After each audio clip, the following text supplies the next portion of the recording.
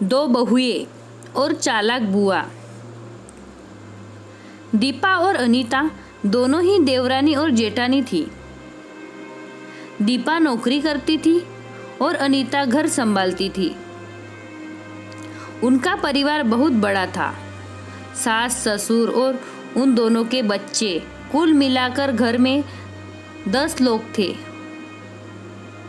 और आज कई सालों बाद उनकी बुआ अपने भाई के पास रहने आई थी। सुबह उठते ही बुआ जी ने देखा दीपा जल्दी जल्दी अपने काम निपटा रही थी। अनीता ने सबका नाश्ता बना दिया। जिस नाश्ते को दीपा ने सबको परोस दिया। इसके बाद दीपा ने खुद अपना टिफिन पैक किया और जॉब पर चली गई। अनीता ने फिर दोपहर का खाना बनाया और थोड़ी देर बैठ गई अपनी सास और बुआ के पास। बुआ से रहा नहीं गया और अनीता से बोली कि छोटी बहू, तेरी जेठानी दीपा तुझ पर बड़ा हुक्म चलाती है। सुबह से देख रही हूँ रसोई घर में तू ही लगी हुई है और वो महारानी दिखावा करने के लिए सबको नाश्ता परोस रही थी जैसे उसी ने बनाया हो। ये सुनते ही अनीता ने अपनी बुआ की तरफ देखा और बड़ी प्यार से कहा, नहीं, ऐसी कोई बात नहीं है बुआ जी, दीपा बहुत ही अच्छी है। बुआ बोली, तू बहुत भोली है अनीता, पर मैं सब समझती हूँ।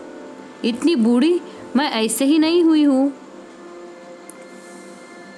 अनीता से अब रहा नहीं गया और वो बोली कि बुआ जी, आपको दीपा दीदी का बाकी सबको नाश्ता परोसना दिखा, मगर आपको यह नहीं पता कि उन्होंने मुझे काट कर सबसे पहले नाश्ता करवाया, फिर चाय पिलाए और वो रोज ही मुझे सबसे पहले ही नाश्ता करवा देती है, वरना सबका नाश्ता बनाते तो मैं नाश्ता ही न कर पाऊँ। वो मेरा कितना ख्याल रखती है। दीदी सुबह जल्दी उठकर मंदिर की सफाई करती, फूल सजा कर रखती है। वो मुझे खुद से 1 घंटा लेट उठने को कहती है, क्योंकि मुझे उठते ही नहाकर सीधा रसोई में ही जाना पड़ता है। शाम को ऑफिस से आते वक्त दीदी बाजार से सब्जियां भी लेकर आती है, क्योंकि हमारे हस्बैंड रात को लेट हो जाते हैं और दीपा दीदी के सासू माँ को बाजार जाने के लिए मना किया है, क्योंकि माँ जी अब 60 साल की ऊपर की हो चुकी है। कहीं बाजार जाते समय उन्हें तकलीफ ना हो जाए। वैसे भी उन्हें घुटनों की परेशानी है और जब माँ जी को घूमने का मन होता है तो दीपा दीदी छुट्टी करके खुद उनको घुमाने लेकर जाती है। और हाँ बुआ जी, दीपा दीदी रोज शाम को आकर खाना बनाने में मेरी खूब मदद करती है, चाहे वो कितनी भी थकी हुई हो। वो मेरी जेठानी जरूर है, मगर वो मुझे अपनी छोटी बहन ही मानती है और मैं उन्हें बड़ी बहन मानती हूँ। ये सब सुनते ही बुआ चुप हो गई। शायद उसकी चुगली अनीता के आगे फेल हो चुकी थी। शाम को दीपा सब्जी की थैली अनीता को पकड़ाते हुए बोली कि अनीता, सब्जियों के साथ वाले थैली में तुम्हारी फेवरेट लेखक की किताबें भी लाई हूँ।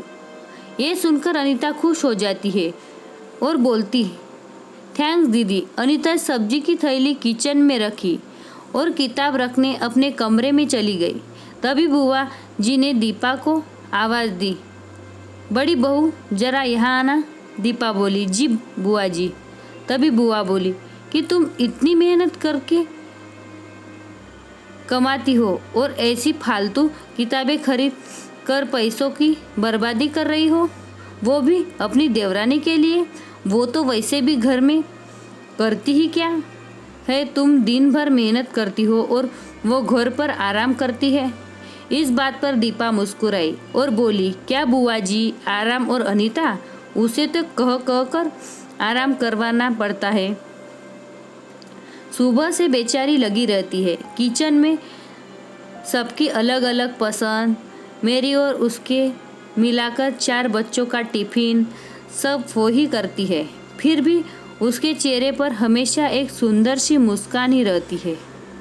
सुबह की चाय पीने का भी समय नहीं रहता उसे, और जब दोपहर बच्चे आते हैं फिर उनका खाना, उनकी पढ़ाई सब वह देखती है। वो है इसीलिए मुझे बच्चों की चिंता भी नहीं रहती और मैं अपना पूरा ध्यान ऑफिस में लगा पाती हूँ।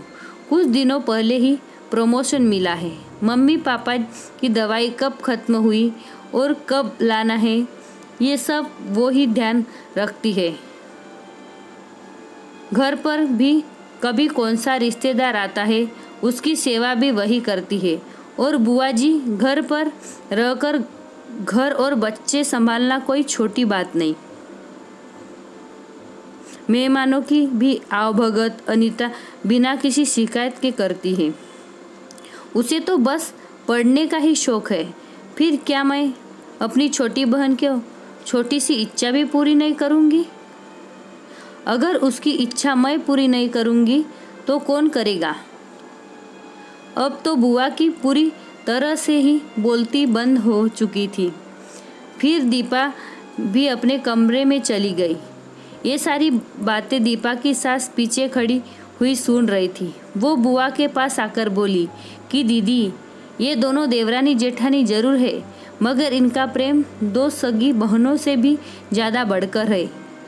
ये दोनों ही एक दूसरे का अधूरापन पूरा करती है। मेरे घर की मजबूत नींव है ये दोनों।